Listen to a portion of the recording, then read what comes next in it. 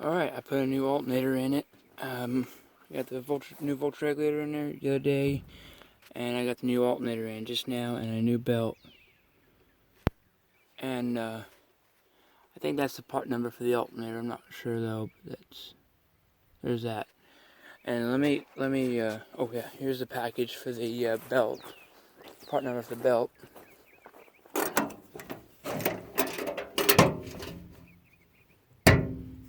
I'm saving this alternator for the pulley right here. It still works, it's still good. But here's the part number for the belt. You can get the belt at O'Reilly's. So.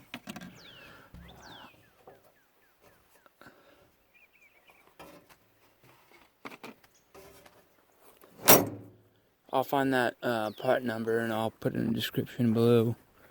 So that way, if you guys have a belt, if you have an air compressor like this, or need a short belt, this is the belt that goes on there. This one right here. So, alright, let's see if we'll do it. I gotta pump it a little bit because it's cold. It's got an accelerator pump and it works.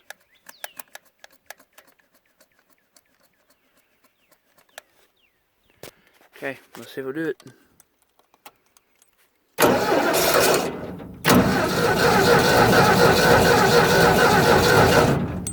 It's cold too, so.